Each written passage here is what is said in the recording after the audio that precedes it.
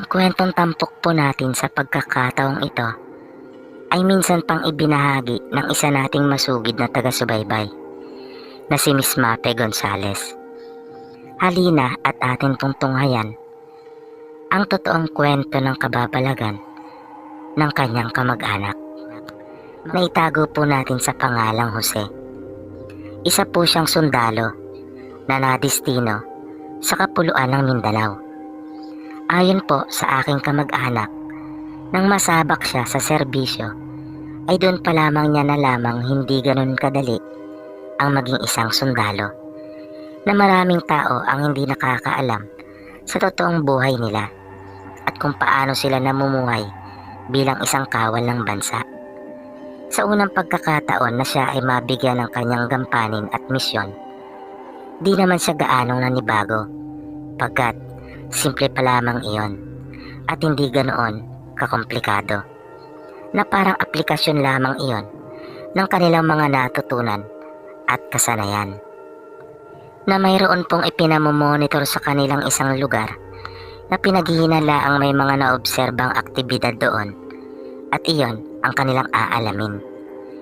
Kung anong mga tao ito at saan kabilang na pangkat. Pagdating nila sa kanilang kampo ay matunog ang usap-usapan ukol sa mga bandidong rebelde na namataan sa labas ng kanilang kampo. Habang nagpapahinga ay nakipagkwentuhan siya muna sa kanilang mga kasamahan. May ilang oras din silang naghintay at nang ibinigay na ang hudyat ay sinimulan na nilang maghanda upang isagawa ang kanilang misyon. Nang naihanda na nilang lahat ang mga kagamitang dadalhin, ay nag-umpisa na silang lumakad. Nang halos may 2 oras na sila naglalakad, ay may napansin ang isa nilang kasamahan sa di kalayuan. Nang lapitan iyon ng isa nilang kasamahan upang usisain, ay napag-alaman nitong isa pala iyong baboy ramo, na halos wala nang natirang laman dito, maliban sa itaas na bahagi nito sa ulo. Ayon sa kasama nilang sumuri dito, ay wala pa itong 8 oras na namatay. At kapansin-pansin para sa kanila ang mga bakas ng hiwa dito, na masasabi mong matalim na bagay iyon, ngunit hindi katulad sa patalim o itak pagkat hindi malinis ang mga hiwa nito. Kaya nasabi ng isa sa kanila na mayroon pa pala mga mababangis na hayop na maaaring namumuhay sa lugar. At naisip nilang hindi pangkaraniwan ang laki nito dahil sa malaki rin ang baboy ramo na pinatay at kinain nito. Kahit na mga armado sila dahil sa kanilang nasaksihan, ay naisip nilang hindi sila maaaring magpakakampante pagkat hindi biro ang nilalang na iyon kung sakaling kanila iyong makasalubong, pagkat nakakasiguro silang luba itong mabilis at malakas para maabutan niya at mapatay ang ganoong kalaking baboy ramo. Nang magpatuloy sila sa kanilang paglakad, ay may nadaanan silang isang malapad na batis na mayroong mga kababaihang naglalaba at naliligo. Kaya bumati sila ng isang magandang hapon sa mga ito, na dahil doon ay biglang natigilan ang mga ito at nahinto ang masasaya nilang kwentuhan at tawanan. Pansamantala silang tumigil upang maghilamos at uminom. Nilagyan na rin nila ng tubig ang kanilang mga lalagyan at muling hinugot ng kanilang leader ang mapa at pinag-aralan ang kanilang lokasyon. Matapos iyon ay nagpatuloy na muli sila. Nang nasa kalagitnaan na sila ng gubat, ay sumenyas ang nasa unahan na panandalian silang huminto, pagkat may naramdaman itong ibang presensya na nasa lugar maliban sa kanila. Kaya mabilis silang naupo. Nagbigay ang kanilang leader ng kanyang instruksyon at ipinarating ito sa lahat. Mabilis nilang hinati ang kanilang grupo sa 2 at agad na kumilos. Sinabi nito na doon na sila magkita sa kanilang destinasyon. Itinagubilin din nito na gawing mabilis ang kanilang pagkilos hanggat maaari bago maggabi ay naroon na silang lahat. At pagbigay nga ng kumpas na hudyat ay mabilis na silang kumilos na animoy iisang tao na gumagalaw. Nais nilang lituin kung sino man ang nagmamasid at sumusunod sa kanila. Tinahak nila ang magkabilang direksyon. Si Jose ay nahiwalay sa kanilang pinaka-leader at nasama sa isang grupo na pinangungunahan ng isa pa nilang opisyal na sunod sa kanilang pinaka-team leader. Mabilis nilang tinahak ang masukal na daan na nang huli ay iba na ang kanilang nararamdamang sumusunod at nagmamasid sa kanila. Natila sa malalaking puno ang mga ito, nagpapalipat-lipat. Makaraan ang halos isang oras na tuloy-tuloy na pagkilos ay abot tanaw na nila ang isang baryo. Nang malapit na sila sa mga kabahayan ay nakasalubong pa nila ang ilang mga taga rito na mga nakangiti. Pagpasok nila sa baryo ay naroon na ang kanilang leader at grupo nito. Kausap na nito ang ilang mga taga roon na ang isa pa nga dito ay nakauniforme din ng pangsundalo, ngunit kupas na ito, na mahaba ang mga buhok at balbas ng mga taong naroon na may mga armas din. Sinabi ng kanilang leader ang kanilang pakay kung bakit sila naroon. Naintindihan naman agad ng mga ito at sinabing nagpapasalamat sila sapagkat nasabi nilang pabor iyon para sa kanila upang mapanatili ang kaayusan at kalayaan sa kanilang lugar sa kabundukan na pinangangambahan din nilang baka masira dahil sa mga bandidong armado. Sinabi ng kanilang leader na doon muna sila magpapalipas ng gabi at bukas na nila ipagpapatuloy ang gagawing pagmamasid sa pinakalugar ng kanilang destinasyon ng kanilang misyon. Itinuro sa kanila ng pinakapinuno ng baryo kung saan sila maaaring magluto at nilaanan sila ng 2 bahay na kubo upang doon makapagpahinga. Kaya iniayos na nila ang kanilang mga gamit at sinimulan na nilang maghanda ng kanilang pagkain para sa hapunan. Noong gabi ding iyon, matapos makapaghapunan, ay nagpahinga na sila. Nagtalaga ang kanilang leader ng palit-palitang magbabantay. Kinaumagahan, madilim pa ay isa-isa na silang ginising ng kanilang leader. Ang iba ay nag-init na ng tubig at nagluto ng kanilang agahan. Nang napansin ng isa nilang kasama na wala ang kanyang kabady, ay agad na sinabi nito sa kanilang leader na kanina pa niya di umano hinahanap ito ngunit hindi niya makita, na ito ang isa sa 2 huling pumalit para magbantay. Kaya agad na muna nilang hinanap ang nawawalang kasamahan. Wala pang kalahating oras ay natagpuan nila ito at nagimbal silang lahat pagkat wala na itong buhay. Nawakwak ang tiyan na halos wala nang natira pa sa lamang loob nito, na pati ang mga laman at balat nito sa mga braso, hita at binti ay may malalaking uka, na ang mga bakas ng hiwa ay hindi gawa ng isang matalim na bagay na katulad ng sa kutsilyo, pagkat hindi malinis ang pagkakahiwa dito, na katulad sa baboy ramo na kanilang nakita sa daan. Ang naging palaisipan para sa kanila ay paano nangyari ang ganong karumaldumal na pagpatay nang hindi nila ito man lang namalayan, na bakit hindi ito nakapanlaban man lamang pagkat ni hindi nito naiputok ang kanyang baril ng kahit isang beses o kaya ay nakalikaman lang ng ingay. Dahil doon ay kinausap ng kanilang leader ang pinuno ng baryo. Tinanong niya ito kung meron itong nalalaman ukol sa nangyari, na kung mayroon ba silang dapat na malaman tungkol sa lugar. Sinabi nito sa kanya na mahiwaga ang mundo, na kadalasan ang mga bagay na hindi pinaniniwalaan lalo na ng mga taga-syudad ay isa itong realidad sa kanila na mga nakatira sa kabundukan at kagubatan. Dagdag na saad pa nito na may sisiguro niya na hindi mula sa kanilang baryo ang may gawa noon, kundi isang baryo sa kabilang panig ng bundok, na maaaring nakita na raw nila ang ilan sa mga ito nang papunta sila sa kanilang baryo. Na agad namang napabulala si Jose ng ang mga babae sa batis, pagkat malakas ang kanyang kutob na iyon marahil ang tinutukoy ng pinuno ng baryo. Matapos maasikaso ang labi ng kanilang kasamahan, ay nagtuloy na sila sa lugar ng kanilang misyon.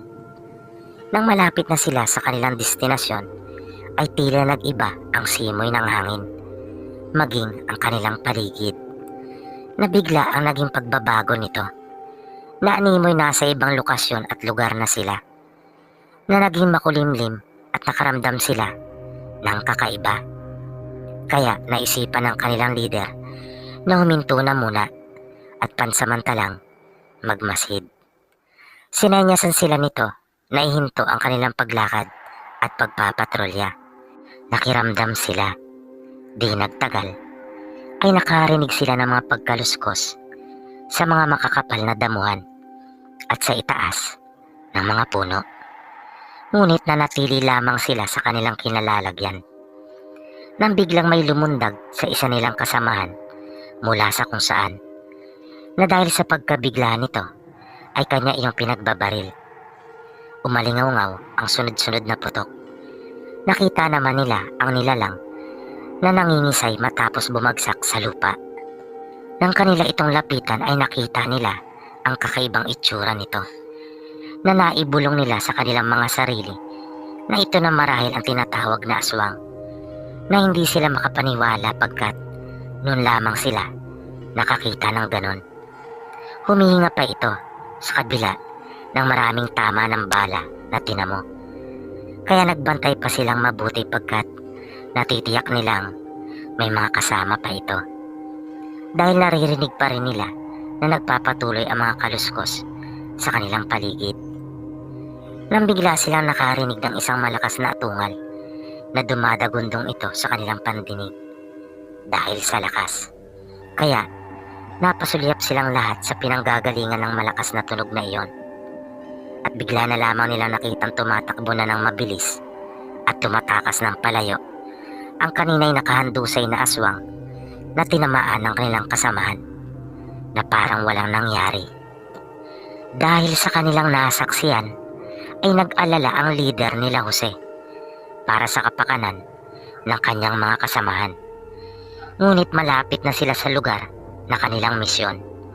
Kaya sinabi ng kanilang leader na sila ay magpapatuloy. Kaya binilinan niya sila na mas maging alerto. Si Jose ng mga pagkakataon na iyon ay abot-abot na ang kabang nararamdaman pagkat hindi niya iyon inaasahan, na kahit isa sa kanila ay hindi napagdaanan iyon sa kanilang mga pagsasanay. Ngunit naalala niya ang payo sa kanya ng mga magulang na kapag nasa anumang uri ng panganib ay manalangin, pagkat iyon ang pinakamabisa sa lahat. Kaya habang dahan-dahan sila naglalakad palapit sa kanilang destinasyon, ay umuusal siya ng panalangin. Di nagtagal ay namataan nila ang ilang mga kabayan, kaya nagmamadali nila iyong tinungo. Nang ilang hakbang na lamang sila sa bakuran ng nayon, ay nakita nilang nakahilera ang mga naninirahan doon upang salubungin sila. Nang makalapit sila sa mga ito, ay agad silang bumati at sinabi ang kanilang pakay, na hindi umiimik ang mga ito, na nakatingin lamang sa kanila ng matalim at pailalim. Ilang sandali pa ay tatlong kasama nila ang bumagsak, kasama si Jose na nanghihina at nagsusuka.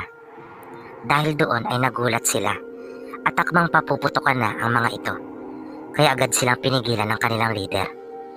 Ngunit ang isa nilang kasama ay mabilis nang nakalabit ang gatilyo ng kanyang baril. Ngunit sa pagkakataong iyon ay hindi pumutok.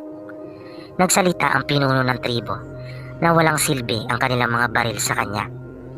Kaya muling inulit ng kanilang leader sa mga taga roon na wala silang masamang intensyon at misyon lamang nila na alamin kung may mga bandidong aktibong gumagala sa kanilang lugar. Sumenyas ang pinakapinuno ng baryo na inilahad nito ang kanyang kamay at pinatuloy sila.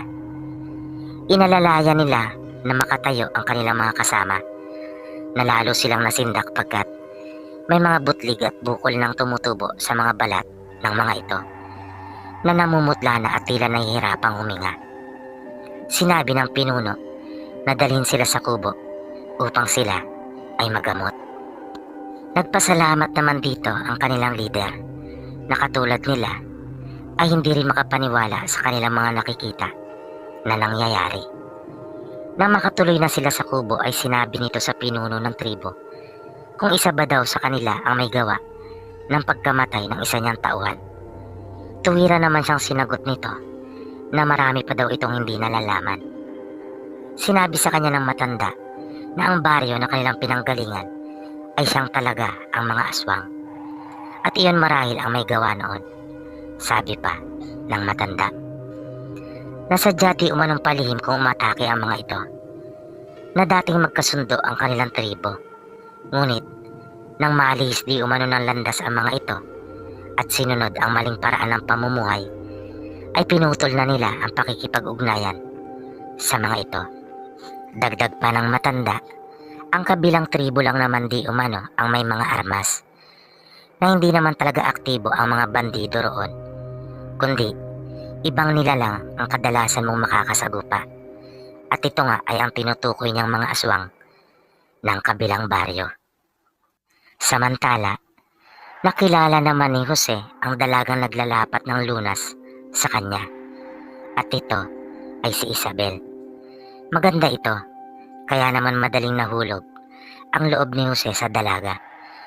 Naramdam niyang tila malapit din ang loob nito sa kanya. Kinagabihan ng araw na iyon ay pinaganda pa sila ng mga taga-baryo ng kanilang makakain. Mabuti ang ginawang pag-istima sa kanila roon. Madalas naman nag-uusap sina Jose at Isabel. Nalaman niya mula sa dalaga ang sikreto kung paano tuluyang mapapatay ang mga aswang sa kabilang baryo. Naikwento niya kasi dito na may nabaril ang kanilang kasamahan, ngunit di nagtagal ay nakatakas ito na tila walang nangyari. Sinabi ng dalaga na kailangan ay maihiwalay ang ulo ng mga ito sa kanilang katawan. Yun lamang daw ang tanging paraan, sapagkat malakas daw ang mga taglay nitong anting sa katawan. Nang sumunod na araw nang mabuti na ang pakiramdam nila Jose at dalawang kasama nito, ay nagpaalam na sila sa mga taga roon at nagpasalamat sila, lalo na sa pinakapinuno ng baryo. Mabigat naman ang loob ni Jose na lisanin ang lugar pagkat nahulog ang loob niya sa dalaga. Nang naglalakad na silang pabalik sa kanilang kampo, habang nasa daan sa gitna ng kagubatan, ay bigla na lamang silang nakarinig ng mga sunod-sunod na putok. Tinamaan agad ang apat sa kanilang kasama at mabilis na bumagsak sa lupa. Ang iba naman sa kanila ay agad na dumapa at gumanti ng putok. Umatras sila na gumagapang habang inihila ang kanilang makasamang sugatan. Ngunit mabilis na lumalapit ang mga kalaban. Agad nilang naaninagan ang mga taong may armas sa unang baryo na kanilang pinuntahan. At totoo nga ang sinabi ng matanda tungkol sa mga iyon, pagkat iba na ang itsura ng mga ito na lubang nakakasindak at nakakatakot. Na may mga kababaihan din silang kasama na tila hindi iniinda ng mga ito ang kanilang ginagawang pagganti ng pagputok, na parang sinasalubong pa ang kanilang mga bala na hindi man lang umiilag bagkus diretso na papunta sa kanilang direksyon. Nagkanya-kanya sila ng pwesto. Gumanti sila ng putok upang mapigilan ang tuluyang paglapit ng mga ito sa kanila. Ngunit patuloy lang ang mga ito. Samantala si Jose ay nakahiga sa lupa na kahit may tama na ay panay pa rin ang kanyang pagpapaputok. Nang bigla siyang nagulat pagkat mula sa kawalan ay mabilis na sumaklolo sa kanya si Isabel na nasa tabi na niya ito at sinusubukan nitong gamutin at pilit na pinapaampat ang dugo sa kanyang sugat. Nang biglang sunod-sunod na putok na naman ang pumailan lang at nakita ni Jose na bumagsak sa lupa si Isabel sa tabi niya. Kaya nakita niya sa likod ni Isabel na kasamahan pala niya ang bumaril dito pagkat inakalang kasama ito ng mga umaatake sa kanila. Nang inisip nitong nilalapa na siya dahil na rin sa itsura nito. Halos naghihingalo itong nakatitig sa kanya. na bigla namang tumulo ang luha ni Jose at humingi siya ng tawa dito. Pasusundan pa sana ng kanyang kasama at muling papuputukan si Isabel. Ngunit sa natitira niyang lakas ay sinabi niyang wag at pinigilan niya ito. Ayaw niya sanang iwan si Isabel, ngunit pinagtulungan na siyang buhatin ng kanyang mga kasama at tuluyan na silang lumayo sa lugar. Na nakita rin niyang tumulo ang luha sa mga mata ni Isabel at naintindihan niya ang mga katagang sinabi nito nang bumuka ang mga labi na sinasabing mag-ingat siya at wag na siya nitong alalahanin. Iyon ang huling tagpo na naalala ni Jose pagkat nang muli siya nagkamalay ay nasa ospital na siya at kasama niya sa isang maliit na kwarto ang mga kasamang nasugatan sa engkwentro. Matagal ding namalagi si Jose sa paggamutan. Bawat araw na naroon siya ay walang sandali na hindi niya naaalala si Isabel, na lubasang nalulungkot pagkat mahal na niya ang dalaga, na wala siyang ibang hinihiling at pinapangarap kundi ang muli niya sana itong makita at kung maaari ay makasama.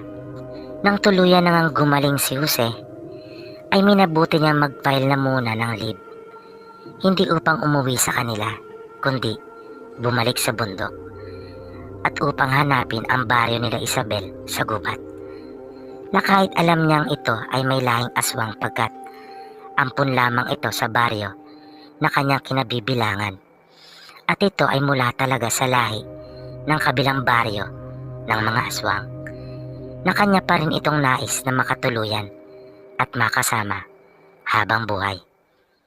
Ngunit sa di inaasahang pagkakataon ay nakita niya ito nang minsan nagpunta siya sa bayan, na halos hindi siya makapaniwala na matagal silang nagkatitigan, na hindi nila kapwa maalis ang kanilang pagkakatitig sa isa't isa, na nasabi ni Joseng sadyang napakahiwaga ng buhay.